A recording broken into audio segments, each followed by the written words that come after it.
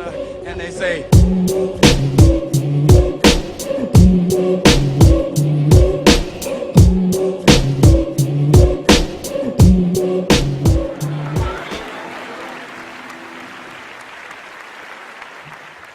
on behalf of our President and CEO, Greg Case, and our Chief Marketing Officer, Phil Clement, it's a real honor for Aon to be the sponsor of this event today. And for many of you, you might know that Aon is now a UK-based company, but it's also important for you to know that the Aon Foundation, for the past 25 years, has made it a priority to support educational activities and cultural institutions like the Chicago Humanities Festival and the Charter Humanist Circle that does so much to enrich the lives of all of us in this room and everybody in Chicago. And even though we're now in the UK, I want everybody in this room to know that we intend to continue this commitment, and it will remain high on our priority list for the things we do to support the community of Chicago for many years to come.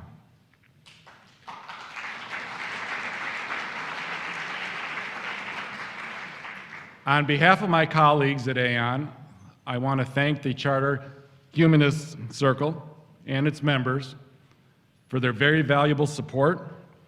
And I also want to thank Northwestern University Law School for allowing us to use the auditorium today. At Aon, we believe in the mantra, if we can't measure it, we don't do it.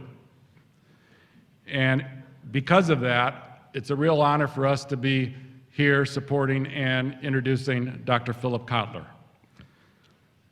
Dr. Kotler has defined marketing as, quote, the science and art of exploring, creating, and delivering value to satisfy the needs of a target market at a profit. He is recognized around the world as one of the foremost experts on business, of marketing, and for his insights on how exemplary marketing has the creativity and the power to influence global consumers every day. In that spirit, I hope you'll join me in welcoming Dr. Philip Kotler.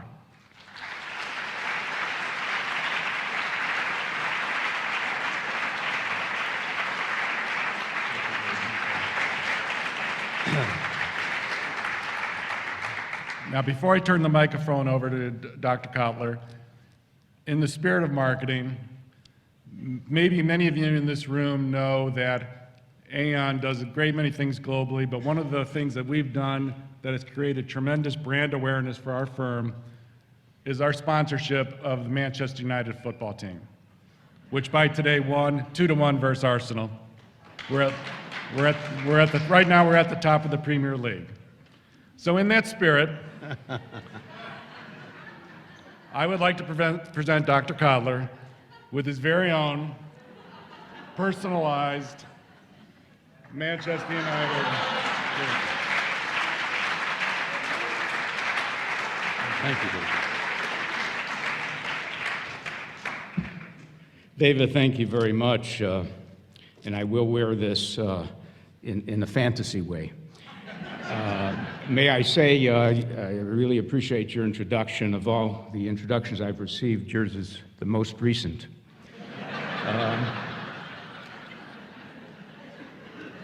Nation,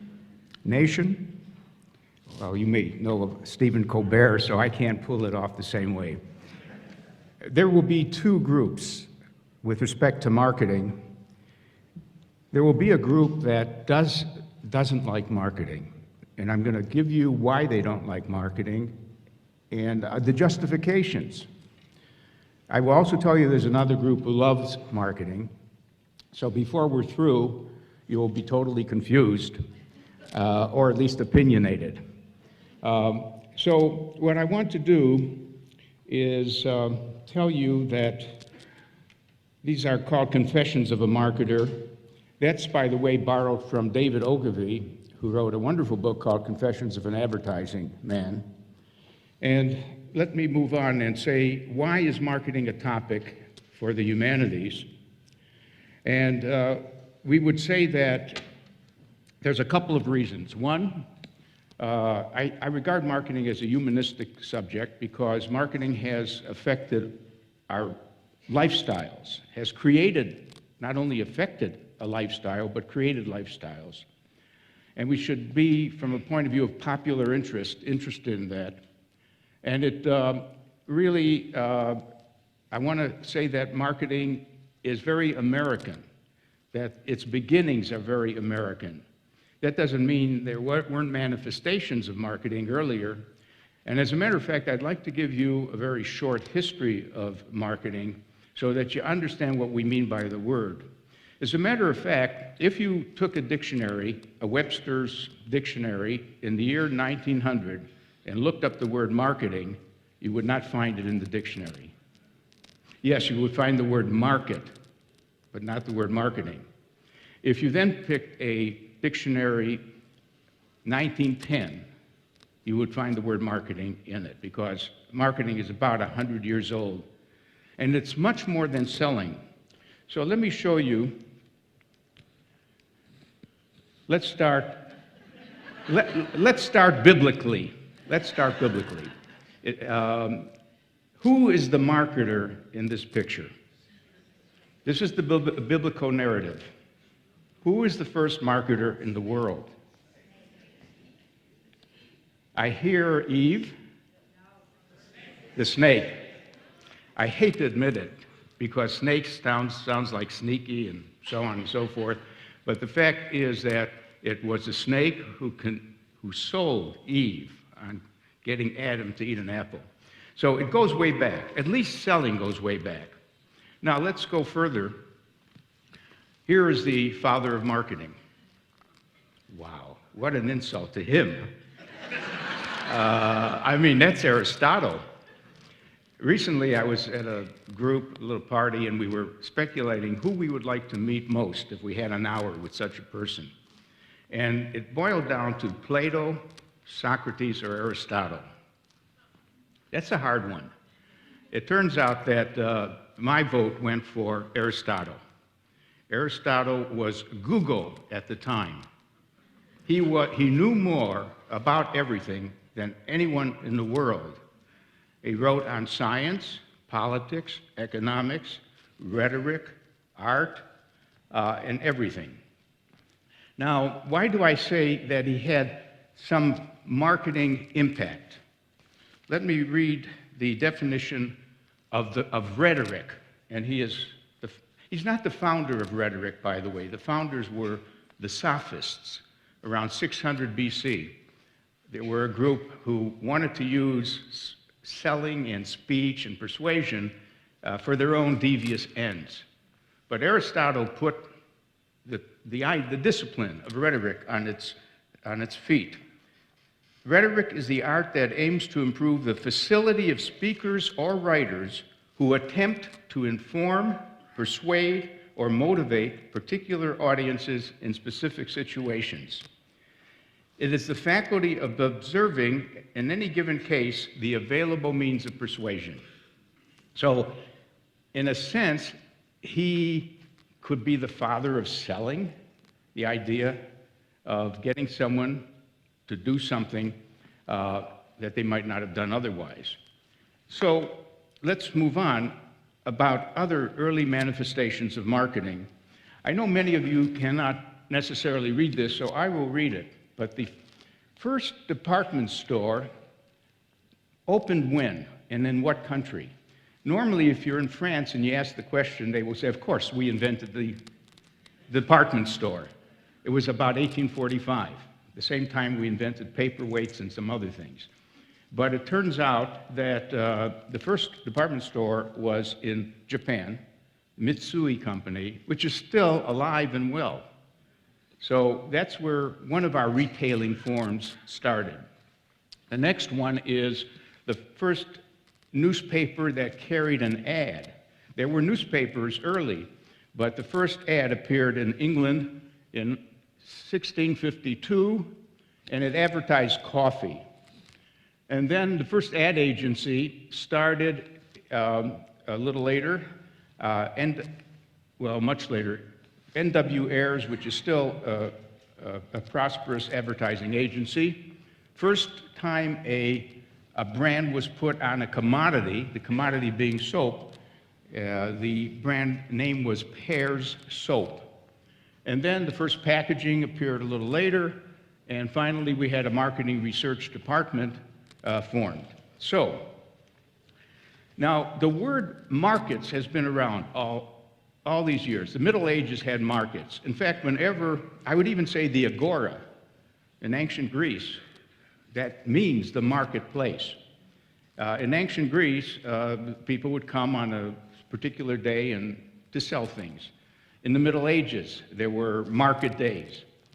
The word marketing wasn't there, it was just market. And trade was always there, because trade through history has taken place between people and regions and countries. So all that is there, and it was in the decade of the 1900s that marketing books first appeared. And the interesting thing is, who wrote those first marketing books? Were they sociologists? What was the discipline of the people who wrote the first marketing books? Any guesses? Well, they weren't physicists or chemists, they were economists. So why would economists start a subject called marketing? And the answer is they were disillusioned economists. They couldn't find any mention of advertising in the discourse of economists. In other words, never did Adam Smith, Thomas Malthus, David Ricardo, even Alfred Marshall and so on, they really talked about other forces that shape demand. The only force that shaped demand in their mind was price. You know the famous curve. Raise the price, demand will go down. Lower the price, you can sell more. Price was the only thing that affected demand. So these economists were institutional economists and said, hey, you got to factor in advertising. You got to factor in retail stores, wholesalers, jobbers, agents. And it was the neglect of the classical economists to not really texture the marketplace and the way an economy worked that led to marketing. So marketing is technically a branch of economics. Now, who helped develop this field of marketing? Now, probably you don't recognize maybe anyone here. There's one person you might recognize. I don't know if you can see some of these faces, but does someone recognize anyone there? Yeah. Dale Carnegie. Dale Carnegie is here, and his book was How to Win Friends and Influence People. Because in doing this, I wanted to find out who is the exemplar of the selling method, how to win friends and influence people. But let me give you the whole picture. Ernest Dichter, some of you may know of. He was a motivational psychologist, and he could explain why people didn't like to eat prunes, why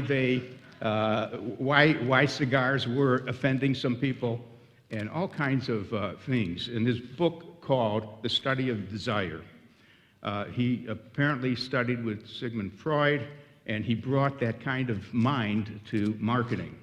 But he had an opponent named Alfred Politz, who was not a head shrinker.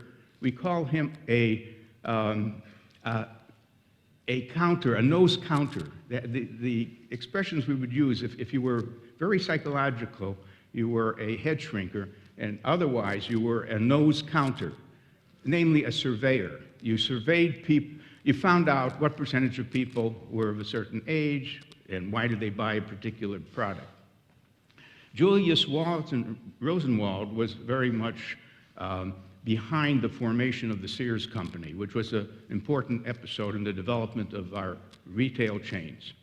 Lester Wunderman deserves credit as exemplifying the use of direct mail and catalogs, that you can sell more directly. You don't have to be in a store. You can get people to order goods by mail and phone later. David Ogilvy is the exemplar advertising person.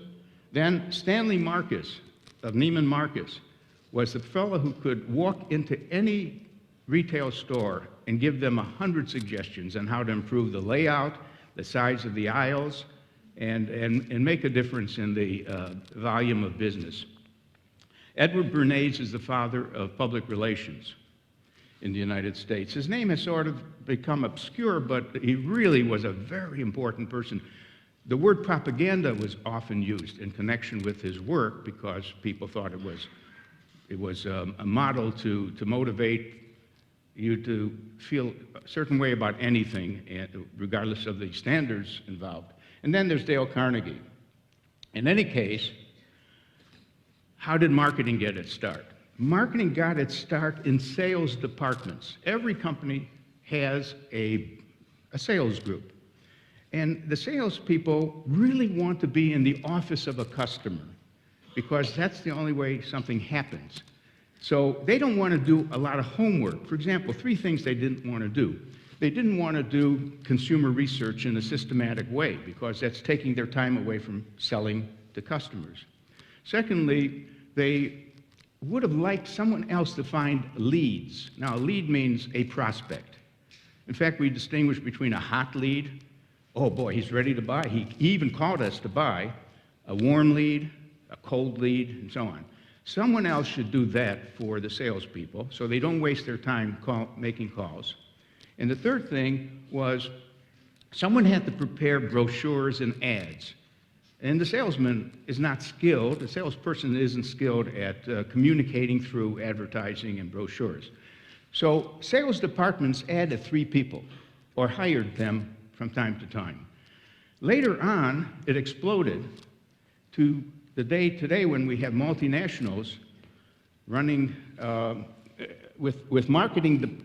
In other words, marketing, those 3 people split from sales and became big enough to be its own department. And so some people in the audience here may be a chief marketing officer. The old name was vice president of marketing, but I like the name chief marketing officer because that person now is part of the chief officers, chief information officer, chief financial officer, chief innovation officer, and the status has moved up. Some of you may be brand managers, may have been in your past experience. Category managers, market segment managers, managing distribution channels like retail or wholesale things, a pricing manager, communication manager, database manager, direct marketers, internet people, and so on. So marketing is well established. Now, the character of a marketing department depends very much on what the CEO thinks of marketing. So the one-piece CEO is a person who took over a company and he says, I don't like marketing, but I know I need it. And all I want from marketing is some communications. I just want someone to broadcast and promote us. So that person is missing a lot of other things made up by other CEOs who are 4-piece CEOs. Now, a 4-piece CEO says, I need a marketing plan, and the plan has to mention product. That's the first P. What about our product? What's good about it? What are the features? Price, what should it be priced at? Place, where should it be made accessible? Online, offline, in stores. And finally, promotion. So that's a more educated view of the potential of marketing. But there's even a better view, and that's called the CEO who says, no, I don't want to start with 4 Ps. I want to start with the fact the market is complex. There's a lot of segments. Each segment deserves its own plan. In fact, one thing we've learned that if you just have one value proposition for the whole market, it really doesn't trigger anything in many parts of the market. So that CEO says, what segment should we go after? And what position should we take with each segment? What do we say about ourselves and how we can satisfy their needs? Now, there's even a higher type CEO, which is exemplified by A.G. Lafley, who ran Procter & Gamble, recently retired. When you ask A.G. Lafley, what's marketing? What's your picture? He says, well, M.E. What do you mean? Marketing is everything. Now, marketing is everything. What he means is everything starts with the customer. No customers, no business. And I think he's making that point very much. Now, moving on, there's a lot of things that a chief marketing officer does, and I won't go into any detail, but there's a lot of tasks. And the sad fact is that sometimes the chief marketing officer only lasts on the average of 2 years. In other words, does a job, and maybe the CEO is not feeling that it really brought in enough new business that the cost of the CMO exceeds what the value of the CMO is. There's a lot to go into about why CMOs, on the average, hold on to their job for 2 years. By the way, some of them get a better job after 2 years. They become something higher than the chief marketing officer. Some of them actually are pirated away because they're so good, they go to another company to be the CEO. But in any case, marketing, commercial marketing, which I've been talking about, could have stayed only commercial. And then I got involved with Professor Sid Levy at Northwestern. We started the idea of broadening marketing because the set of tools that we use to address consumers could be used in other areas. So we have a thing called place marketing. I will get a call from a city, let's say, and the city says, we're not getting enough tourists, we don't have any attractions for them to come and see. I would like to get a factory located here. We would like some digital people to move here who know digital. We want to start at Silicon Valley. So that's place marketing, the marketing of a place. How do you dress it up and make it attractive against all of the other competitive places? The second, the person marketing. There's an agency called William Morris, and a young singer might go to William Morris and say, look, I want to get a hit. I want to appear on Jay Leno's show. I want to move up to being noticed. I want high visibility. I wrote a book with the title High Visibility. How do you get that visibility? So William Morris will look at her and say her performance and maybe say, you know, in a sense, you don't be offended, but we can make you into a better product. That's sort of the language. You know, do your hair differently, walk a little, dress differently. Actually, we're going to use you to reignite the archetype of Joan Baez. You know Joan Baez, the folk singer. Well, we need a new Joan Baez. And so we can recast you and form you into the kind of person we all miss, and so on. Now, social marketing is another branch.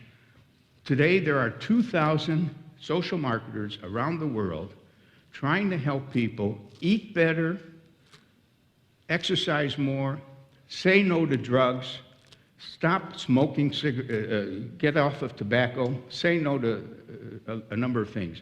Positive behaviors and negative behaviors. By the way, my memory is that Sweden was one of the first countries to want to raise a nation of non-smokers, non-drinkers, all the vices. And it starts at the primary school level, that you could technically raise people to avoid those vices if that was thought to be good public policy. So that's social marketing. Now, political marketing we're saturated with. And I think it's degenerated, but that's another thing.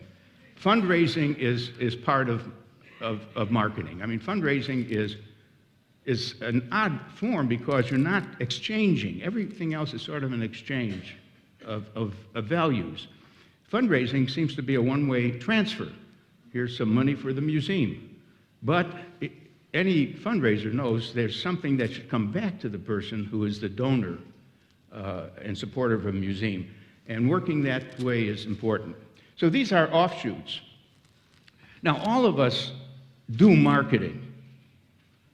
If you read the list, we all do marketing. Did you ever compete for a job when you knew there were other applicants? Didn't you dress up as well as you could and even prepare what you're going to say and so on. Did you compete for a desirable apartment, which was scarce? Or a member of the opposite sex if you wanted to court someone. So in a sense, we're human animals who know how to make an impression and market ourselves to some extent. What do we dislike about marketing? Well, there's a long list. It's a rather long list. Intrusion, interruption, exaggeration, and so on and so forth. And I really made a list that's a little separate from that. Here are some of the criticisms.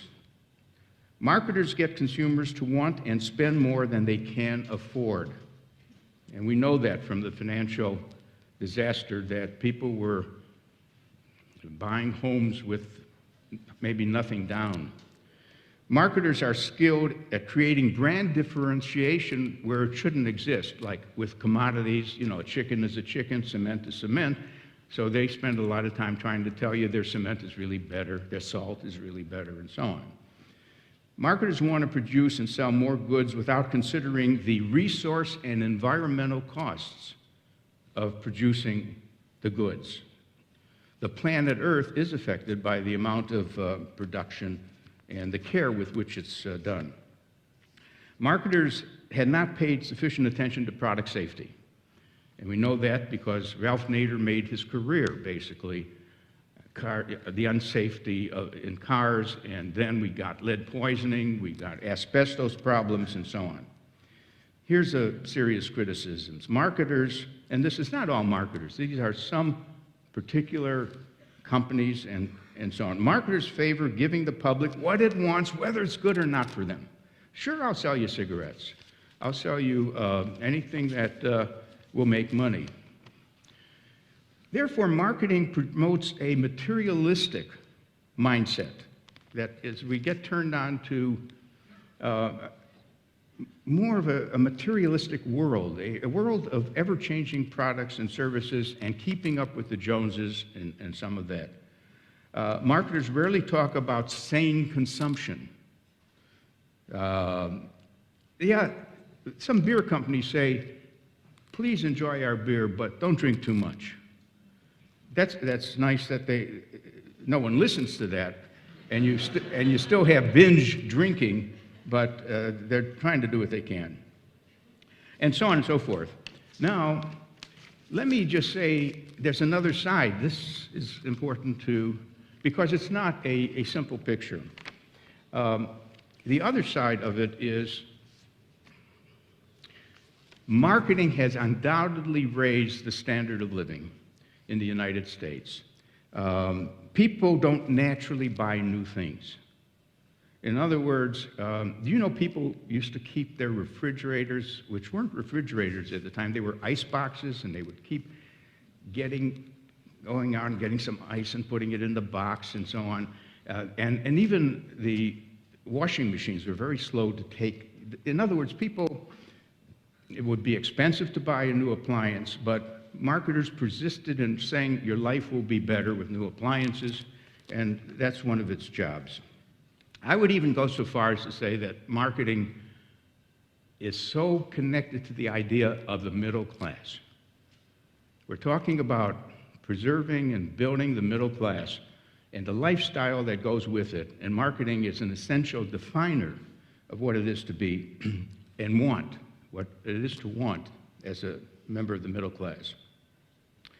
Marketing in the form of social marketing has helped improve a lot of things. You know, one of the first causes that marketing turned to was the environment and waste and the ill effects of some products and so on. Preserving the environment was one of the first things that social marketers got into. Now they're into obesity as a problem, littering as a problem, and other problems. Marketing is very important to the cultural world, museums, performing arts. And one of the big problems that cultural institutions are facing, especially in the performing arts, is the aging of audiences. How do you get people who are in their 40s to go to opera, to go to ballet, and so on? It's called the graying of the audiences. And maybe that problem has been with us for a long time. But marketers are at work doing segmentation, targeting, positioning, in order to make sure that all seats are filled in the theater, and also the museums are very busy as marketing institutions because they have to get visitors, they have to get donors, they have to get government grants. So marketing is almost an intrinsic function today that's going on. But let me, this is not a time to take a vote. Do you like marketing or you don't like marketing? But let me show you that the negative feelings about marketing came up from these people. The attackers, they attacked marketing. Do you recognize anyone? You see Ralph Nader? I don't. There he is. Yeah. Who else?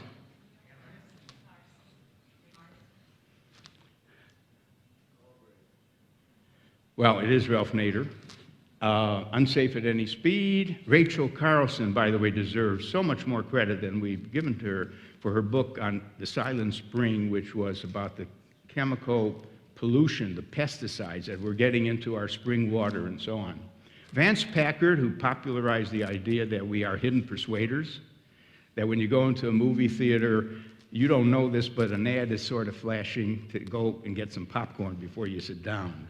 Subliminal advertising, which never did happen, but the hidden persuaders. And then John Kenneth Galbraith, who pointed out that while we spend so much money in making enough deodorants for any type of interest you have in deodorants, in the public sector, you've got streets that are littered, and there's some garbage, and there's slow traffic, so we have a good private sector, but we can't enjoy it because the public sector doesn't have the public goods that would facilitate things.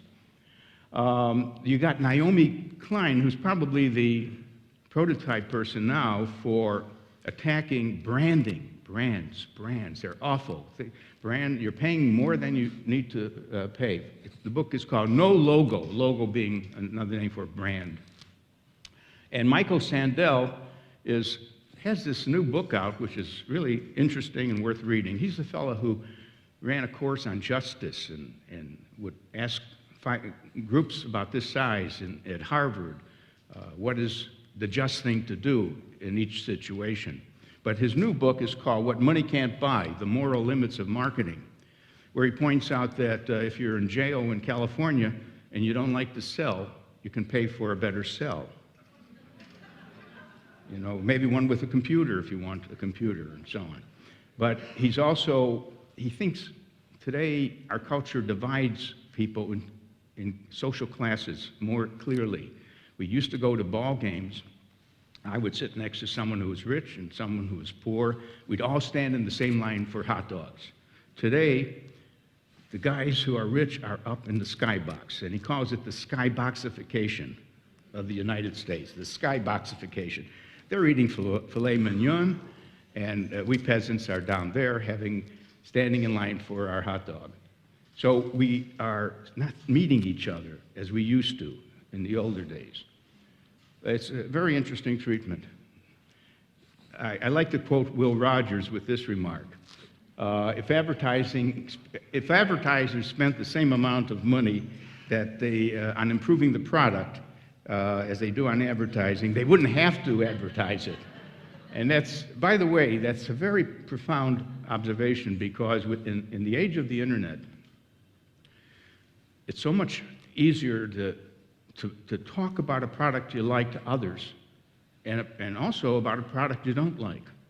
And in a sense, if this goes far enough, there will be no bad companies anymore. It would be not possible for a company to be a bad company because the word of mouth will sink it. So he's sort of touching on that point. Do a good job and others will advertise the good job you did. Now, I want to add another group, and this is a group of visionaries, and I'd like to call them our best marketers. But they're not necessarily the chief marketing officer. They're CEOs. But what their contribution has been the kind you want from your chief marketing officers. So who do you see here? Do you know any of those people? Yeah, you got to know some of them, but you probably don't know the first one.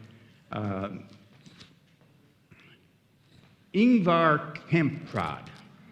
It's very even hard to remember his name, but he's that Swedish person who invented IKEA, who said, I must bring down the cost of furniture, and I can do that by taking the air out of it and just selling knockdown furniture, and now people can afford to have some nice things in their home.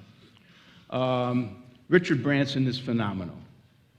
He's not only in self-promotion, he's one of the best self-promoters possible. I don't know if you know that he was in Times Square some years ago to introduce his new cell phone, the Virgin cell phone, and he said he was going to drop off of a building, a 30-story building, and not wearing any clothes or something. So everyone showed up, and I don't know why they would want to show up, but they showed up in Times Square. And sure, he did jump down, but it was on a rope, and he's carrying a huge version of his new cell phone. And so everyone, not just in Times Square, the reporters were covering it, all of New York knew about there was a new Virgin cell phone. So he's very good at that. But right now, he told me something I couldn't believe. I was in Dubai, and he gave a speech, and we were just chatting, and he said, where are you from? I said, Chicago. He says, you know, there will be a time when you can go from Dubai to Chicago in half an hour. What's it? Is this a time machine you're inventing? He says, no, it's just a rocket ship. So the rocket ship takes off from Dubai, just goes right up in the air and lands in Chicago. So he's working with some people on the new spaceships, basically. And you want to watch him. Of course, Walt Disney, great visionary. Herb Kelleher, thanks to him, we have Southwest Airlines, which started a whole class of low-cost airlines. And then we've got Anita Roddick, who ran the Body Shop, where she said, I'm not selling hope. I'm selling good skin lotion. All the others sell hope. That was a famous remark by Revlon. In the factory, we make lipstick. In the store, we sell hope. But she wrestled with that one. Then you got Bill Gates, Steve Jobs, and Jeff Bezos. And Jeff, let's see, we got to make sure he gets in there. Jeff is extraordinary. If there's anyone who has consumer thinking in his mind, wanting to facilitate the consumer to really order or reorder or return or anything like that, and then to buy more than books, to buy electronics, to buy clothes, he's done a marvelous job. He's very exemplary in that sense. We're running out of time, and I'm going to want some questions from you, but let me just refer to a few more things. This is a chart I use in the book Marketing 3.0, basically to say that every company should define its mission, its vision for the future, and its values, what it really cares about. And if you're a 1.0 marketer, it's a good job you're doing. I mean, of course, you're trying to deliver satisfaction, make a profit, and make a good product, be better. If you're a 2.0 marketer, you want to help people realize their aspirations. You want to deliver things that they might aspire to have.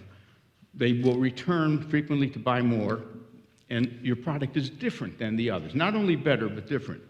And suddenly, you move from mind to heart to spirit. What spirit? It's that small set of companies that say, we're compassionate. We have compassion for the state of the world. We want to get involved. We want the companies to be a machine for improving the lives of people. You could reduce that to just some charity work they're doing, or it could be a real fundamental strain in the way they do their business. We can name some companies that really have felt that they want to help reshape the world into being a better world. So that is, here's one of my favorite companies that illustrate the cells in that picture, the S.C. Johnson Company in Racine, Wisconsin, whose products are shown over here. You probably have purchased some of their waxes or some of their insect repellents or other things. But they're just winning awards for being a very caring company. Incidentally, a book that you might want to read is called Firms of Endearment, which is a fancy way to say companies we love, Firms of Endearment. And I love the subtitle, How World-Class Companies Profit from Passion and Purpose. And it's based on asking audiences, random meeting of people, is there any company that you like a lot? Now, let me ask that question. Name a company that you would dearly miss if it disappeared, vanished. Apple, see, always Apple. I thought you were going to say Harley Davidson, but that's another one. Amazon, I would miss Amazon. I really would. I would even subsidize it to continue. Which one? Costco, of course. I'm with you on Costco. Nike, okay, well, you see what happens is these are the names of the companies that came up again and again. I don't think there's any surprises there. I've asked other countries to do this too, because it would be a different mix of companies that would come up. But the main thing is, these firms of endearment are so much more profitable than the ones that have not been dear to us. One of the things is that they're 9 or 10 times as profitable, but let's see why, and without going through everything here, look at the last one. These are the attributes of that set of companies. And the last attribute is they spend less on marketing than rather more. Because I bet you thought that the companies that were going to be dear to us are the ones who are just advertising all the time. They're so familiar. We see Coca-Cola all the time, all the time. No, they spend less on advertising. So who's doing the advertising? The customer. You guys are. So that's where you should put your money. Create a love affair. Create fans with others. Now I'm going to end with 2 slides. This is on a downer, a little bit. The End of Work. This is Jeremy Rifkin's book. It's now about 9 or 10 years old. And he says, because of the slowdown in population growth, automation of factories and computers, robotics, 3D printing, can the nation create enough jobs? Can the world create enough jobs for the population and so on? And it raises a question about marketing's role. Now, marketing's role normally is seen as to sell you some things. The basic role of marketing is to create jobs. It is the job creator. Namely, it gets you to want something that someone has to produce. So there's a basic question. Does marketing really create new jobs, or does it only create shifts in the shares? Like, if I switch from brand X to brand Y, that's not creating, brand X loses a job and brand Y gets a job. So, but it is true that if we're talking about a new product, marketing will help accelerate its recognition, the awareness of it, and intensify the drive to purchase it. In other words, we buy our iPads and other things that come along, partly because they're wanted, they are desired objects, and marketing accelerates the rate at which growth takes place with those new products. The other book, and I'll end with this, is another downer. The Death of Demand. And what is the relationship between marketing and demand? And he uses the term finding growth in a saturated global economy. I've been wrestling with that problem, and growth is the issue today. Growth is the issue. Growth means jobs and so on. And the fact is, there are 8 ways to grow a business. So the title of the book is Market Your Way to Grow, 8 Ways to Win. And you know all of them. You know that we can go to places where there is growth. We can sell in China, even if it's a low growth here, or Brazil. We know we can grow by acquiring other firms. We know we can grow by innovating, inventing something new. We know we can grow by taking business away from someone else, and so on and so forth. So one of the things we're wrestling with is how do you as a firm grow? And by coincidence, another colleague of mine at the Kellogg School of Management, Tim, he just wrote a book called Defending Your Business. And it's so nice that his book came out with mine, because the first job is always defend what you've got. Hold on to the customers you have. Then you start worrying about some more growth. So we both, as members of the department, are wrestling with how to ignore these books and say they're wrong, and that there is a bright future ahead. So let me stop here and take any questions you might have.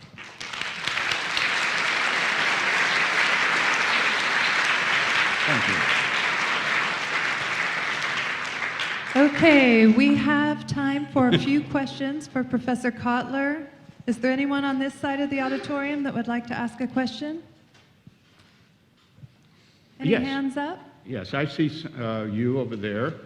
And now, a microphone Susan will will bring you a magically come down microphone. here. And if there's any other people, and there's a person over there. Thank you. Would you introduce yourself, please? My name is Iris Witkowski, and I've been coming to the Humanities Festival as long as it exists, and I very much appreciate your talk today. Thank you. I am making a statement. What really drives me nuts as far as saturation is concerned is the placement of products on television programs. It used to be that in a movie you'd say, oh, I saw that brand, and it seemed to be accidental. Now it's all over. Even the anchormen have LL Bean jackets on. You know, that's the field called product placement. And we first got conscious of it with the James Bond films, where each time there was a different car, he drove an Audi or he drove something else, because it was a matter of what car company would pay the most for the next film to feature that car. And now, does the person speaking pick up a Coke bottle or a Pepsi bottle, and things like that. Most of us don't notice it. It's not yet that intrusive, but it has been discovered as a way to get some visibility for certain products, product placement. I'm Cody Engel. I'm a charter humanist. Again, thank you. On the evening national news, 75 to 80% of the ads are for pharmaceuticals. And they say awful things about each one. And I believe there was a change in legal requirements some years ago. And what are your thoughts about that? Because clearly that advertising is driving demand, which is driving costs, et cetera, et cetera. Yeah. It's called over-the-counter advertising too, but maybe it's also prescription. But basically, you can make a case for it by saying consumers should know what they might think would be the right thing for them. Otherwise, the only one who could tell them what's right is the doctor. And the doctors don't like it, of course. The doctors, in some cases, are offended by the patient saying what he wants as a prescription. But, you know, this has happened with lawyers who are advertising now. Doctors are advertising themselves, even if they don't like that. The expert is Prabha Sinha, who runs a firm called ZS, and he's always working with the doctors and the pharmaceutical people, and could help answer that. Any other things that bother you about advertising. Hi, my name is Bob Michelson. Thank you, Professor Kotler. It is a pleasure to hear you in person. You've been a big influence in so many people, myself in particular, for so many years. Well, My one question... One second. How many of you have read any of my books? Any hands? Well, thank you I owe thanks to you. Please proceed. My question is in regards to social media, and you start off your presentation talking about so much of marketing was defined at the beginning of the 20th century. We're 100 years into it. As you look at social media, do you see across a continuum of marketing that's being a short-term phenomena or a radical change in as we do marketing for the next century? That's part one. And part two, do you see the ability to apply an ROI to social media? Yeah, those are excellent questions. This is not a fad. We are in the digital age. We've passed analog, and there's no turning back. That means that I see the following happening. Every company I talk to says, we're going to go digital too, but slowly. We're going to rely on our traditional, which is newspapers, which are disappearing, by the way, radio, TV, billboards, and magazines. So at best, they will say this: let's turn 10% of our next budget over to digital, which means Facebook, Twitter, and YouTube, and Linksys, and so on. And let's see what happens. Let's hire a 12-year-old, give them a budget, and hope they come back saying, look what I did with Facebook. Look at how many mentions, and so on. Now, that goes to your second question. How do we measure the impact of using Facebook or something like that? Progress is being made. But remember, we never measured advertising right either. I mean, traditional advertising was a waste. First of all, the basic notion of traditional advertising is you know that half the people will never see the... What did Wanamaker say? I know that half of the money I spend on advertising is wasted. It's just I don't know which half. Basically, we judge things by how many people were in principle exposed, cost per 1,000 people exposed when we make an advertising budget. And frankly, many of them were in the bathroom or the kitchen when the ad appeared. So, and increasingly, people are more on their TVs, on their computer screens than they are necessarily watching ads. And I think the advertising industry is making a mistake of putting too many ads now. I mean, there's little content left on some programs with the number of ads that flash by. They're all 30-second things. So now, about measuring, if you read Advertising Age, you'll see a lot of statements and claims that there is measurement going on. One thing I would say is this. Don't take your ad budget and take 50% and switch it to digital, which one firm did, and it was a terrible result. Because until you know what each social medium does, what you want is 10% of your budget going that way, and then when there's some proof, you put in another 5 or 10% into that particular use of the social media. Okay, we've got time for just one more question. I know a lot of our attendees are going to other events, so we have one right here. Oh, okay. Thank Please. you. Mark Gruen is my name. I've been in direct marketing my entire career. And so it's interesting that I should follow up a question about measurement in advertising. Yes. Because I've lived by metrics. Now, my question is this. I've always guided my marketing decisions according to the so-called 4 Ps or 5 Ps, depending on where you're coming from. And in terms of the P for placement, I mean, the internet has certainly flattened the world, and our distribution channels have changed. But how do you see the evolution of the other Ps in this digital age? Okay. First of all, let me say I'm so glad you're in direct marketing. Direct marketing people are much more accountable for the results. They could actually experiment with trying to release different direct messages and seeing and testing and then going with the one and knowing what it cost to do the campaign, what the sales were, and it's just a pure P&L kind of exercise, which we couldn't do with just the normal commercials on TV.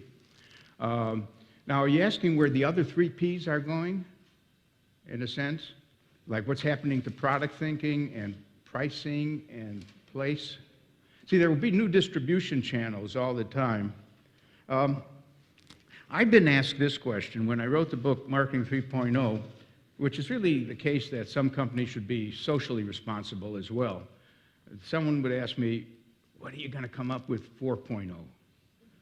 And I don't really have an answer, because when you go from the mind to the heart to the spirit, I don't know how much further you could go.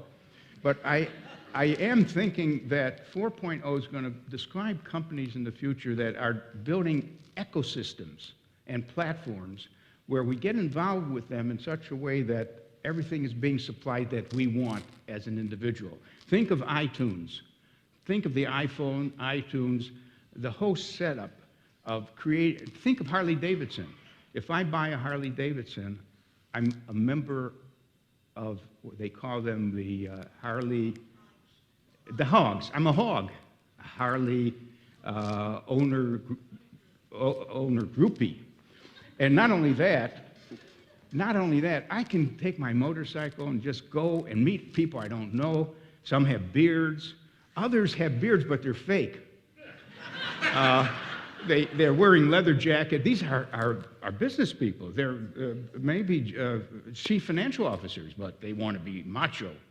So they supply a whole system to fit into that. More and more companies might sort of begin to think about that. Now, let's take, what's the one who's making shoes now? Is it Tom Shoes or the other one, Zappos? They're creating a system that's going to go beyond the shoes that you buy.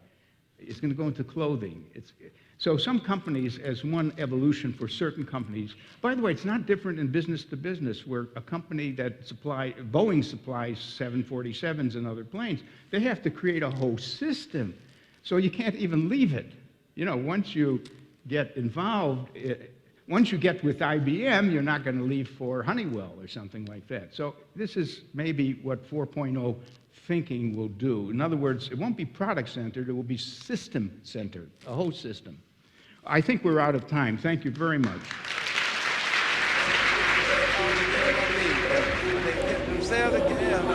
They say